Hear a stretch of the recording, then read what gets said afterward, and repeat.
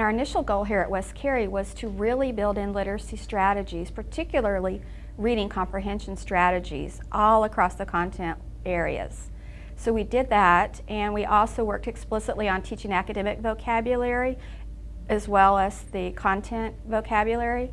We found that it wasn't only our LEP students that were struggling with the academic language, that really it was something that all our kids needed to be successful, was that academic language piece. Sheltered content courses is one strategy that we can use within the high schools especially, but in middle school and elementary, but it's most critical at the secondary level because our English language learners in the upper grades really have a difficult time closing the gap between a lack of English proficiency and mastering all the content that's expected of high school students. We've had good success with that, and we're hoping to expand the opportunities that we have for sheltered courses, as well as improve the rigor of instruction so that we are supporting what students need to be successful with the Common Core English Language Arts and Math standards, as well as the essential standards. In 2011 and 2012, our subgroups made minimal growth except for our LEP students. Our LEP students had significant growth and proficiency, and our other students, we did have proficiency at almost 89%, but the growth just was not there. We clearly want the students to be able to have an opportunity to be successful. I truly believe that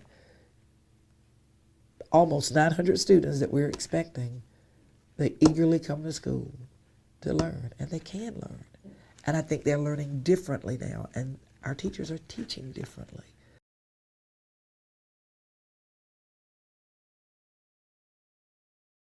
Walking into the classrooms like I do, I do informal SIOP observations and beginning to see them start off their class talking about their content language and their language objective, and then making sure that they were trying to hit in something with realia and visuals and movement and collaboration, I thought meant that we were well on our way to being successful with SIOP.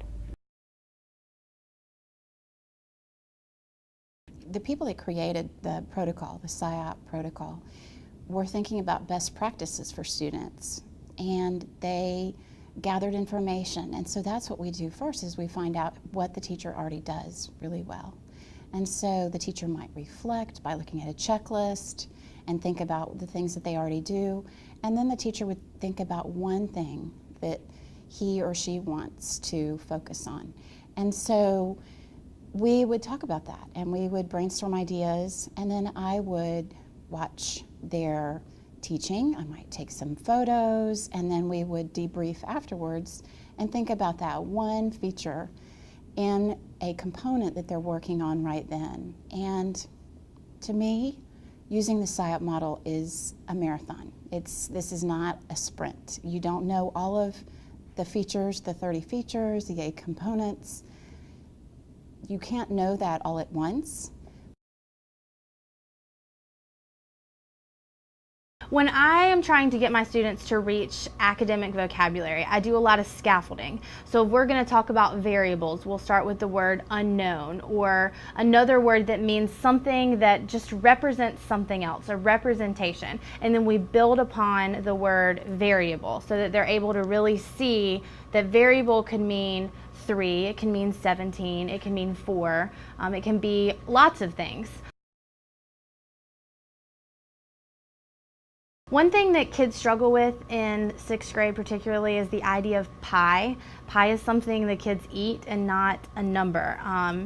And so we read Circumference and the Dragon of Pi in class so that they were able to see something cool with the book. They didn't still really understand it. At the end of the lesson, they were given a variety of sizes of circles and a length of string that was the circumference, which is the diameter of the circle. And they had to figure out what that string had to do with the circle. And I told them that it represented the circle or the circumference, and they had to figure out what pi was.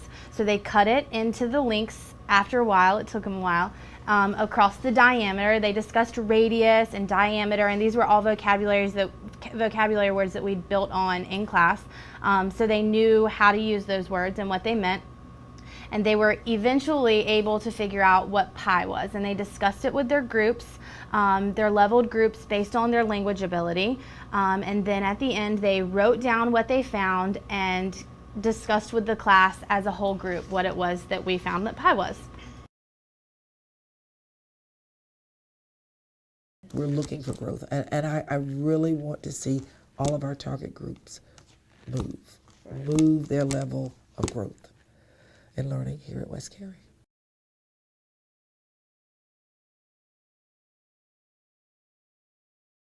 And now, when I see the great results with students that walk into this door that speak no English, why not?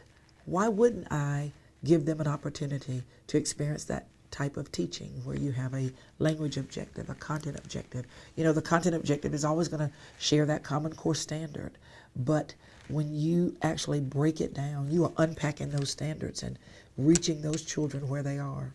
And we have seen great results. We have seen our benchmark scores elevate through each administration on last year. So we're expecting great things at West Cary because of the way we have owned our delivery of instruction by using SIOP. It works. It is a part of our school culture.